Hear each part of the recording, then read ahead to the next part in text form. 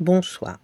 Ce soir, c'est Mamie qui raconte l'histoire du pêcheur et de la reine des sirènes. Un matin, François le pêcheur jetait son filet lorsqu'il sentit d'étranges mouvements sous son bateau. L'ancre se balance au bout de sa chaîne, songea-t-il étonné. En hissant l'ancre sur le pont, il y découvrit 2 sirènes perchées à chaque extrémité. Elles s'en étaient servies comme d'une balançoire. Effrayées, elles supplièrent le pêcheur. «Par pitié, relâche-nous!» François savait que cette capture aurait pu lui rapporter beaucoup d'or, mais il avait bon cœur, et il n'hésita pas un instant à leur rendre leur liberté. Le lendemain, François était encore en mer lorsqu'une tempête se leva. Les vagues balayaient le pont du bateau, le vent déchira ses voiles. Dans le fracas de l'orage, 2 petites voix surgirent des eaux. «Courage, François, nous sommes les sirènes sauvées par ta générosité. Nous allons te secourir.» Et les 2 amis plongèrent au fond de l'océan pour aller trouver leur reine dans son palais de corail.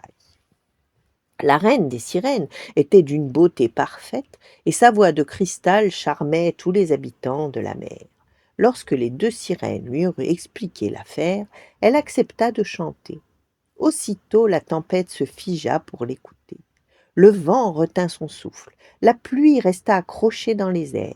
Une vague haute comme une montagne suspendit sa crête d'écume au-dessus du bateau. Seulement François aussi était ensorcelé, et au lieu de profiter du calme pour regagner la côte, il restait accoudé à son mât pour écouter le chant. Les 2 petites sirènes criaient « Sauve-toi, François, sauve-toi !» Mais le pêcheur ne les entendait pas. La reine des sirènes, tout en continuant de chanter, nagea elle-même jusqu'au bateau pour tenter de réveiller François. Lorsqu'elle l'aperçut, elle le trouva si beau qu'elle sentit sa gorge se nouer. Son chant s'arrêta et la tempête se déchaîna alors de plus belle. Mais François, lui aussi subjugué, n'y prêtait plus aucune attention. Il cria à la reine des sirènes « Voulez-vous m'épouser ?» «Malheureusement, une reine ne peut quitter son royaume, répondit-elle tristement. Et si je vous suivais au fond des eaux, proposa François. La vague qui le dominait exauça son souhait en déferlant sur le bateau. Elle engloutit le pêcheur dans l'océan. Quelques instants plus tard, François et la reine se présentaient devant la sorcière des fonds marins.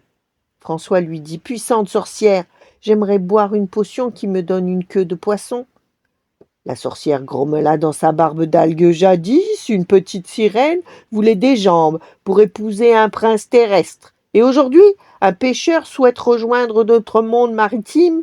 Les amoureux sont bien capricieux. » Et elle prépara sa potion avec un sourire amusé.